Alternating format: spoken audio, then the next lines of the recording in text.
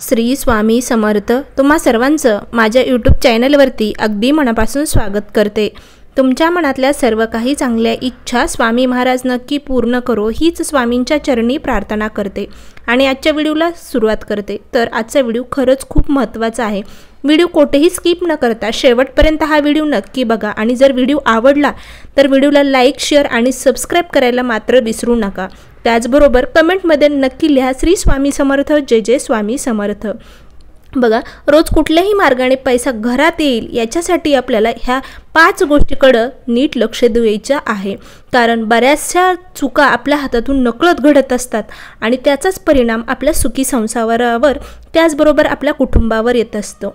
तर आता प्रत्येक स्त्रियेला वाटतं की आपलं कुटुंब चांगलं असावं, म्हणजेच घरातलं वातावरण प्रसन्न असावं, आपल्या घरामध्ये कधीही वाद होऊ नये, घरामध्ये लक्ष्मी मातेचा वास असावा, लक्ष्मी म्हणजेच पैसा खेळता असावा, सारखं वाहत्या पाण्यासारखं आपल्या घरामध्ये पैसा यावा, आपल्या गरजा इच्छा ज्या आहेत त्या सर्व पूर्ण व्हावा असं प्रत्येक स्त्रीची इच्छा असते। पण आपण काही उपाय सेवा करणं सुद्धा त्याच्यासाठी महत्त्वाचे असतात। असं नाही आहे की आपण म्हणजे उपाय सेवाच केल्यात आणि कामधंदाच नाही केला तर आपल्याकडे पैसा कुठून येईल, त्याच्यासाठी आपल्याला कामसुद्धा करणं महत्त्वाचं आहे। पण तुम्ही एक चांगलं काम केलं आहे, कष्ट केलेलं आहे, पण त्याला जर यश प्राप्ती होत नसेल, म्हणजे त्या कष्टाचा मोबदला तुम्हाला जर मिळत नसेल तर त्याच्यासाठी काही उपाय तोडगे असतात। सेवा करणं म्हणजेच आपण केलेल्या चुकावर एखादं चूक आपल्या नकळत झाली आणि सेवा केल्याने त्याचं म्हणजे त्या चुकीचं जे आहे ते आपल्याला माफी मिळत असते, त्यासाठी आपण सेवा करत असतो। त्याच बरोबर आपले देवी देवता जे आहेत, कुलदेवी कुलदैवत गुरु इष्टदेवत यांची सुद्धा आपण सातत्याने सेवा करत असतो। पण उपाय म्हणजे आपल्याला ज्या अडचणी येतात चांगल्या कामामध्ये, आपल्या कष्टामध्ये आपल्याला बरकता मिळत नसेल, खूप कष्ट करतोय आणि बरकता येत नसेल, पैसा भेटत नसेल तेवढा मोबदल्यात, तर आपण उपाय तोडगे करणं खूपच महत्त्वाचं आहे।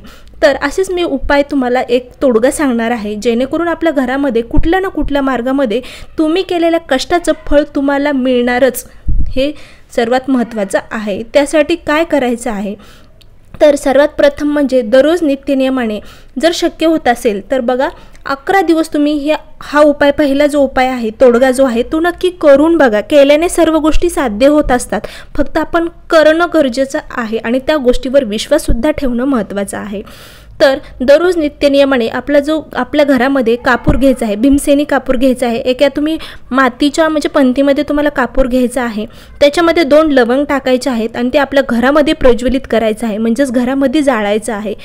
कारण हे जर म्हणजे तुम्ही कापूर जे जाळला तर त्या आपल्या घरामध्ये जी काही नकारात्मक शक्ती आहे, जी की ती लक्ष्मीला आतमध्ये येऊ देत नाही, ते नष्ट होण्यास तुम्हाला मदत होणार आहे, खूप महत्त्वाचं आहे। त्याचबरोबर दुसरा उपाय तर संध्याकाळी मोहरीच्या तेलाचा दिवा आपल्याला मेन दरवाजाच्या म्हणजे बाहेरून लावायचा आहे आणि त्यात 2 अखंड लवंग टाकायचे आहेत, म्हणजे फूल असणारे लवंग टाकायचे आहेत।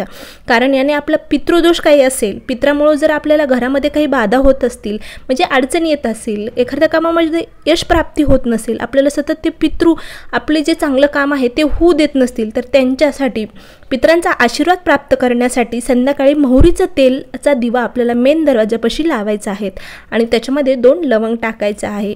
त्याचबरोबर दान, सर्वात महत्त्वाचं म्हणजे अन्नदान। त्यानंतर आता बघा, आपल्या घरामध्ये दररोज नित्यनियमाने पंचमहायज्ञ करणं खूप महत्त्वाचं आहे। खरंच तुम्हाला कोणते दोष असतील, घरामध्ये तुमच्या मंगल कार्य घडून येत नसतील किंवा तुम्ही केलेल्या म्हणजे कोणत्याही कामामध्ये अपयश येत असेल तर दररोज नित्यनियमाने पंचमहायज्ञ करा। बघा, पितृदोष असेल तर तो दूर होईल, काही अडचणी असतील ते सुद्धा दूर होतील। त्यानंतर चौथी गोष्ट म्हणजे बघा, उंबरटा कधीही पारुसा उंबरटा ठेवायचा नाही। आपला मेन दरवाजा जो आहे, जरी तुम्हाला कधी खूपच गडबड आहे, जॉबला जात आहेत आणि शक्यच होत नाही रांगोळी काढणं, तरी पण स्वच्छ पाण्याने स्वच्छ पाण्याच्या कपड्याने आपल्याला तो आपला मेन उंबरटा पुसून घ्यायचा आहे आणि दररोज हळदीच्या 2 रेषा म्हणजे ते ओढायच्या आहेत त्याच्यावरती। तुम्हाला हळदीच्या रेषा जरी ओढणं शक्य नसेल तर तुम्ही हळदीच्या रेषा दररोज मारल्यात तर घरामध्ये कोणतीही वाईट शक्ती येणार नाही, पण मेन उंबरटा दररोज स्वच्छ करा, पुसून घ्या।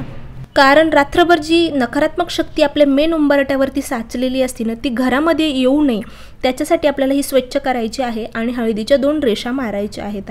आता बऱ्याच घरामध्ये काय होतं, आपण अन्नपूर्णा देवी म्हणजे बऱ्याच महिलांच्या देवघरामध्ये अन्नपूर्णा देवीचं जी मूर्ती आहे ती ठेवत नाहीत, पण ती आपली अन्नदेवता आहे। ती जी आपल्या घरामध्ये बरकत व्हावा, आपल्याला कधीही अन्नधान्याची कमतरता पडू नये, याच्यासाठी आपल्या घरामध्ये अन्नपूर्णा देवीची जी मूर्ती आहे ती असणं खूप महत्त्वाचं आहे. आणि ती मूर्ती कधीही तुम्ही देवपाटामध्ये अशी खाली ठेवू नका. एक छोटीशी वाटी घ्या, त्याच्यामध्ये तुम्हाला थोडेसे तांदूळ घ्यायचे आहेत त्या वाटीत आणि त्याच्यामध्ये ती मूर्ती ठेवायची आहे अन्नपूर्णा देवीची. त्याचबरोबर आपल्याला अन्नपूर्णा देवीचा आपल्या घरामध्ये सन्मान होणं खूप महत्त्वाचं आहे. दररोज नित्यनियमाने ज्यावेळेस आपण जेवण केलं असतं ना, संध्याकाळी असो सकाळी असो, कधीही त्या ताटामध्ये, जेवलेल्या ताटामध्ये आपण हात धुवायचा नाही. असं केल्याने माता अन्नपूर्णा देवीचा अपमान होतो. त्यासाठी आपण जेवण केल्यानंतर बेसिंगमध्ये बाहेर हात धुवायचे. पण घरामध्ये बाहेर म्हणजे आपल्या बेसिंगमध्ये किंवा जिथे आपण हे करतो भांडे वगैरे घासतो तिथं तुम्ही हात धुवू शकता, पण ते जेवलेल्या ताटामध्ये कधीही चुकूनही तुम्ही हात धुवू नका.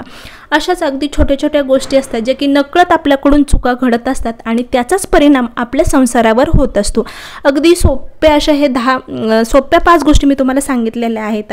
जर तुम्ही नित्यनियमाने दररोज करत चालला तर नक्कीच तुमच्या घरामध्ये कुठल्या ना कुठल्या मार्गाने तुमच्या घरामध्ये पैसा येईल. म्हणजेच तुम्ही केलेल्या कष्टाचा मोबदला तुम्हाला नक्कीच मिळेल. तर या प्रकारे आजचा व्हिडिओ होता. खरंच तुम्हाला व्हिडिओ आवडला असेल तर नक्की लाईक, शेअर आणि सबस्क्राईब करायला मात्र विसरू नका. श्री स्वामी समर्थ. जय जय स्वामी समर्थ.